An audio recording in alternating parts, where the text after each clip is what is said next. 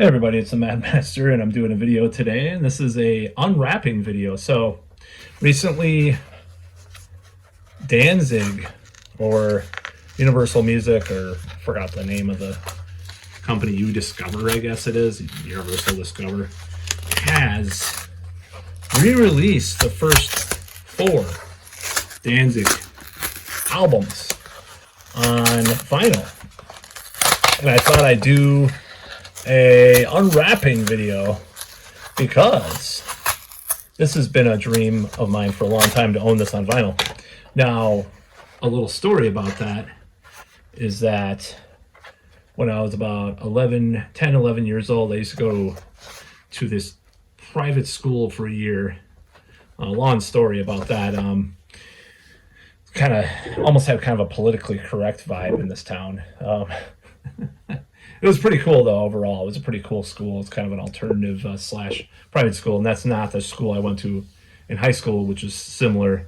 You actually had that wasn't a paid private, alternative school. This is an actual like private school for like a year, and then my parents kind of had a fight about it. And I went to regular school. I don't know if it was the money or what, but nevertheless, I used to walk to State Street here in Madison from that school. You could probably guess what the hell that school is if you live here. You probably know what I'm talking about. So I used to go to this place called Wazoo Records, and it was a record store that had a lot of crazy stuff. So one of the first things I saw there, and I was just like, what is this? These albums? What are these albums? One of them was G.G. Allin, and I saw the vinyl. This is the embarrassingly long amount of time. Of course, you could think that vinyl was not in for a long time. This is before it got back in. This is before it was out. That's how old I am, anyways, completely. So this, I saw G.G. Allin. I saw the sticker on there that said, not for sale to persons below the age of 18. And I also saw this other album, and this is what I'm opening up today, is a reissue. And the reissue I have never owned on vinyl, and this is a big surprise because I've just wanted this for a long time, because it used to capture my imagination even before I ever owned it. I was kind of scared of it. It was kind of just this weird thing. So here it is. Ta-da! Here it is. So we got Danzig, 1988 album, features the song Mother and Twist of Cain. And then on the other side we have a skull of the same skull. So am I gonna take the hype sticker off? I don't know. Should I even open it? I guess I should, shouldn't I? So let me just be very careful, because I do not want to. In fact, you know what? I'm probably just gonna open it up with my hands, because I don't want to mess with too much with stuff. So this this album is very important. I heard it. A relative was dating a skater guy for a while, and he had it on tape, and I heard it, and I was like, what is this? I heard Possession, and I heard Twist of Cain and stuff. And, well, I might have to use the knife anyway. So, shit. Not very good at this stuff. I don't know. That's a piece of cardboard, hopefully. Hopefully it's not some goo. I swear I didn't do anything to this record before I opened it. I didn't open it, actually. I just opened it. I'm just going to do this. So this is going to be a little controversial. Let's see, just a little tiny crease there. See if I can get this open. So this guy played this Twist of Cain, Possession. He had it on tape. And I was like, oh, that's pretty cool, you know? And then there was this thing called the Jukebox Channel, which was a call-in video channel on, and I know this dates me, of course. You can probably think of when this was if you know what I'm talking about, man. Okay, I'm gonna try to do this. And they used to play 4 songs on there, because people would request with their prurient interest only 4 songs. And that was She Rides by Danzig, Bass in the Box, which I think is it was a rap, like, I think it was a Miami bass kind of artist. Madonna's Erotica, which was, you know, you could probably guess what year this was. And then just from that alone. And God, what was the other song?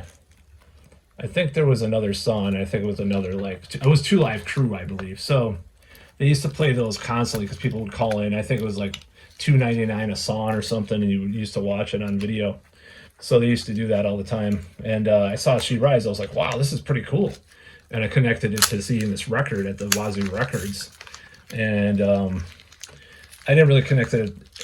It was later that summer or it was actually after 6th grade, but or actually it was, when was that? Was it 6th grade or was it like the summer after? I think I finally bought a Misfits tape, maybe that spring, which was Earth AD. And then I met up with my friend who I hadn't seen for many years, who had the first Danzig album, which I'm opening right now, which was a tape, of course. And he had bought that. I don't know if I should keep the hype sticker or not. It's clear, I guess. And we dubbed tapes, and the rest is history, as they say. You know, I got obsessed. So this is one thing that about this album that really got to me as a kid is this gatefold picture. So you can see John Christ, Chuck Biscuits, Glenn himself, and then Eerie Von, the one and only, in this picture. And I was like, who are these guys? They're like biker, like weird, sleazy biker rock. Like, what is this stuff? So I was like, what is this?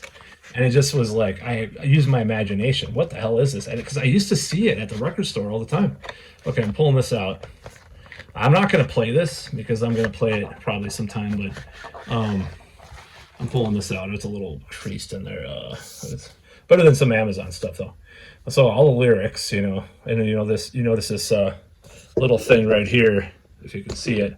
All songs written by Glenn Danzig, which is not even true here. So this is my only caveat about this, is it says American. And I would rather have it say Deaf American like the original. I like the Deaf American label. I think that's pretty cool. So let's take a look. So we have all the lyrics, you know, all the lyrics as far as we know, because Glenn there's a lot of controversy about some of his lyrical permutations through the years. Like, for example, watch any video about Cliff Burton requesting the lyrics to Green Hell for them to cover later, which they did, unfortunately, after Cliff Burton died. But Metallica, of course, I'm talking about it. You know, there's been controversy over the lyrics. I think these are probably pretty accurate, these lyrics. You know, as you could obviously hear it, simmer in the Samhain of my soul, or Samhain in my soul, or whatever, Summer of the Soul. So that's my favorite song, by the way, Soul on Fire. So The Hunter is definitely not written by Glenn Danzig, at least the lyrics are not. The music is very much arranged by the band Danzig, just like all these songs are. Let's not kid ourselves. We know the history of Danzig, the band, is Danzig would play a skeletal idea to, speaking of him, Rick Rubin, and with John Christ in the room, and they would work and hammer out songs and hammer out ideas, and that's how it went for those first 4 albums, at least the first 3 albums especially. So him saying all songs written by Glenn Danzig, it's just kind of a eccentricity at this point. It's kind of a cliche. But do I think he wrote the majority of the music of Danzig or Misfits and Samhain? Sure. I mean, I don't want to deny that. But Danzig was a little bit different because some of those parts, you know, sound like there's definitely some, you know, listen to the Samhain covers, or not covers, demos of Twisted Cane and Possession. I mean, it's a totally different song, you know, than what they turned out to be. So I think there was a lot of direction, and probably even Chuck Biscuits and Eerie Von have a lot to play in that too. But that was like the core. You can even read interviews from like Guitar World from back in the day too, where they kind of talked about that, or kind of hinted at it, at least like John Christ and in his interviews. So this record looks pretty cool. I do not like the American. I like Deaf American. I mean, it's cool that it's, you know, people are going to be offended by that. That's cool. But like, other than that, like, I don't like American. Like, I don't like when he changed it to American from Deaf American. I think Deaf American was a lot cooler, just my opinion. So yeah, that's the first Danzig album. I just opened it. You know, you have this gatefold. This is some of the bootlegs and some of the reissue, or not reissues. This is the first actual official reissue, but the first, some of the bootlegs did not have this. This is fucking awesome. Look at this thing. And of course, he got it from a Marvel comic back in the day, and he drew the whole thing because it was only a partial skull. So that's Glenn's ingenuity of kind of taking from things, but like twisting them around into a new thing. I think that's honestly pretty cool in a way. Evil Thing, you know, that's an underrated song in my opinion. End of Time, great ballad. One other note about this is that, yeah, the producer, you know, Rick Rubin, Howie Weinberg mastered it. He's a very good mixing person. 1988, pretty crazy. Oh, 2025. Oh, that's crazy. It says 2025. I don't even know if you can see it. It's kind of out of focus, but the album has horns on a couple of parts, like in Soul on Fire. If you can hear it in the background, there's some like horns, and obviously there were backing vocals from a certain band, a singer of a certain singer, guitar player of a certain band named Metallica, and he's on Possession pretty clearly. Believe he's on Twisted Cane, and Possession is where you really hear James Hetfield, though. He's not credited, you know, he doesn't get credit in the liner notes. Neither do the I could swear I can hear female vocalists on like a couple of the songs too, in the way in the background, very buried, because the production is pretty murky. It's one of my favorite productions of any album, just because it is so retro for 1988, because it has like this almost like antiquated like early 70s feel to it, or maybe mid 70s, like AC/DC's first few albums or whatever. But it is very murky, so it is kind of mixed, kind of weird, kind of like Justice for All, you know, in a way. Like, well, you can hear the bass on this at least, but you know, the bass guitar. But like, it's very dry, is what it is. That's the word I'm looking for. So not a lot of reverb used. Glenn looking tough, you know, tough as nails, right? With what kind of shirt is that? Is that kind of a Renaissance t-shirt? I don't even know. Zozo. You can obviously see Chuck Biscuits is wearing a Led Zeppelin Zozo shirt, or Zozo. I don't know what shirt John Christ is wearing. Someone wears no shirt, it's Eerie Von. Those mutton chops, man, holy shit. So this image just it just appealed. It screams to me. And even back then, when I was when I was a little kid, I thought it was really cool, and I didn't want to admit it because I was like, oh, those are bad guys, man. They're bad people. They're probably like beat you up and stuff. Like, I was just such a little innocent dipshit, a little naive, little innocent dipshit.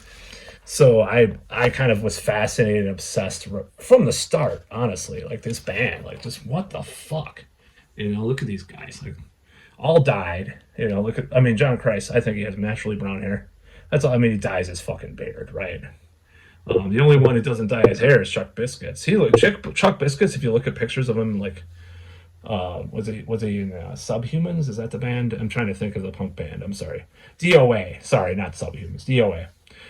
You look at pictures from him in that, or even Black Flag back in the day when he was with him a short amount of time. He looks exactly the same here. Danzig obviously looks a lot beefier than in the early days. I mean, I don't know if that was the nose job era or not. I haven't really analyzed his nose. I don't sit there and like fucking watch videos of Glenn Danzig's nose and see when he got the nose job, because he's rumored to have had a nose job. Now here he's fine. Man, he looks like high on something. It's kind of awesome. Like, he might be like the most underrated like visual representation of this band. Those chops, man, look at that. Mine are pretty fucking long, but that's just like, and he obviously dyed them too, and that looks awesome. I mean, I don't know if he dyed them, but probably did. So Glenn definitely probably dyes his hair. Chuck Biscuits, it's like, I'm the drummer, fuck you, I'm not gonna dye my hair. John Christ is like, okay, yeah, give me the dye, you know. Those aviators are fucking rad too. But it's just this jacket. I would love to buy a jacket like that. It has that skull on it.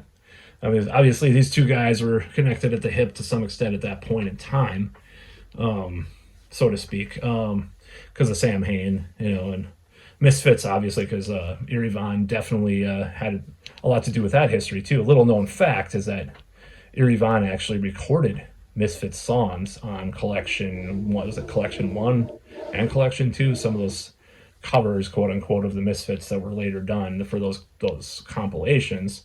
He was on bass on those, and maybe even some guitars. Who knows? Glenn probably did the guitars. I don't know who the hell did the drums. I mean, probably Eerie Von because he was a drummer. So those two like re-recorded a bunch of Misfits songs for those the collection series. So unofficially, he's a member of the Misfits too, in a way. So Glenn Danzig, as always, is like kind of they made him the largest person in the picture. I don't know if they did. I don't know how they did that, or if he's just, yeah. I mean, obviously, that why they did that, for fuck's sake. Of course, I don't have to go into that, but just a badass picture. Just a band pic for a band pic. It's just so striking. All the color and the gradients and just like the looks on their faces. Like I mean, in a way, it's why I bought the album. It's like I wanted this fucking picture, like a huge version of this picture. It's hilarious. And yeah, so that's the first Danzig album.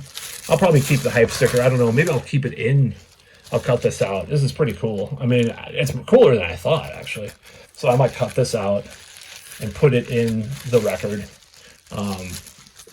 That's the first Danzig album. I'm not going to listen to it. I'm not going to try to compare it. I have a relatively proletariat record player at this point in time. It's not the greatest. So will I play it on here? Hell yeah. I'm not going to play it a bunch. I mean, play it on there. Yes, I will. But I'm not going to play it a bunch because I want to keep it in pretty good condition until I get a better record player, better needle and stuff. But yeah, been waiting. How many years is that? 35 years to buy this? 35? Really? Yes. I'm old as fuck. So, because I wanted it as a little kid. I wanted it. I wanted this record. I was like, what is this? I want to get it. I almost bought it, but I never did because it'd be worth like $300 now. Well, maybe not anymore because of this, but will I buy any of the other reissues? I don't think so. I think I have them, I have them on CD or, whatever. And, I think, I'd rather not get that, but this is like kind of what represents this thing in my life that I could almost say it like it didn't happen. Like it almost happened. It's like you almost bought this as a little kid, and like it just has this vibe to it, like the record and the album itself is great. Yeah, I mean, I don't know if I even need to talk about it. This isn't what is that guy's name? Promise's channel or anything. I don't really need to talk about this. There's not really much that you can say at this point. It's this weird anomaly other than like the Cult's Electric, which came out around the same time of albums. It sounded like 70s AC/DC meets like the Doors or whatever. This band, obviously a little bit of Black Sabbath, and as much as like in the 90s when Glenn Danzig dissed Judas Priest at one point, like I don't want to play that Iron Maiden Judas Priest shit. Am I Evil kind of sounds like Dissident Aggressor. You can't deny it, like the riff. So maybe he likes some 70s Priest. I don't know. I know people have softened on 70s Priest and Priest in general, and even Iron Maiden to some extent. Like Henry Rollins used to talk shit about him and stuff, and now he doesn't. It was just too big at the time, I guess, in a certain way that you had to talk shit about that stuff. And I know that the guys in the Misfits were really big into Van Halen and Iron Maiden and stuff when they came out. So Glenn just clumped it in with all the shenanigans of those other members and their drugs and trying to make Misfits into a cartoon and stuff, which is arguable, but that's kind of how he saw it, I guess, at the time. But whatever, I don't give a fuck. I mean, he's a weird guy. I've done some videos about him, I know, that are controversial, that have gotten me actually quite a lot of attention over the years. Other than my Manowar video, which is kind of funny. I do own some Manowar vinyl. I'm not going to go into it tonight, but this is like an album that I've been waiting for a long time. I never thought I would get it this way. This is like a weird way of getting it. Like, oh, it's brand new. It's a reissue. but it's pretty damn cool. I wonder how it sounds. I don't know. I mean, it speaks for itself. It's a classic. It's a dark mythological classic of heavy metal music. I mean, there's no denying it. This is like one of the best albums of all time, in my opinion. It has this atmosphere to it, even though it's also kind of flat, I guess you'd say. I mean, it's dry, but it has an atmosphere, if that makes any sense. Which are a lot of cool albums. You know, I think like the first Bathory has this like evil atmosphere that's kind of like simple but like accessible. I'm not saying it sounds like this.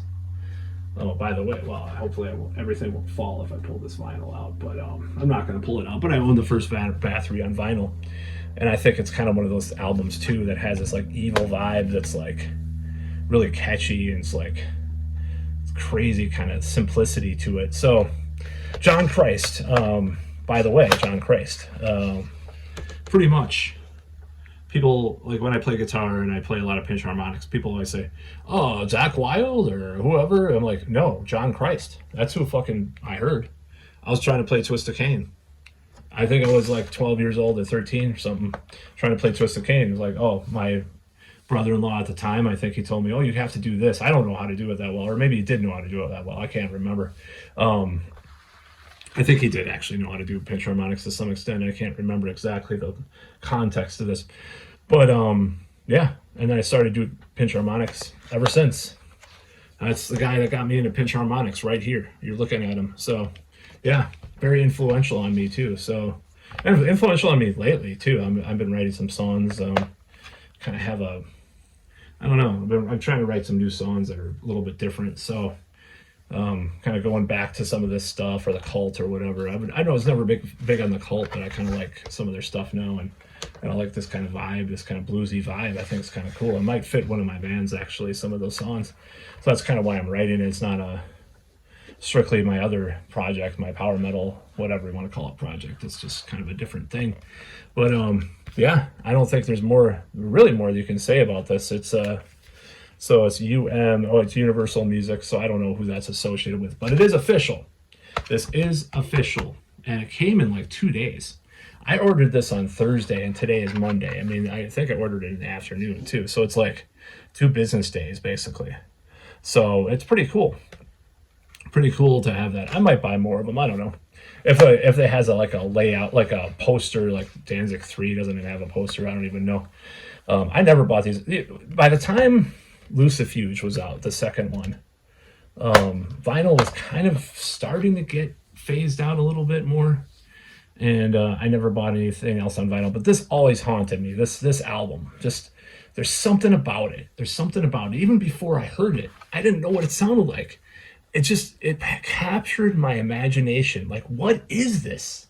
What is the skull, and who are these guys? Like, what the fuck is this? Like, as a little kid, I was like, what the hell?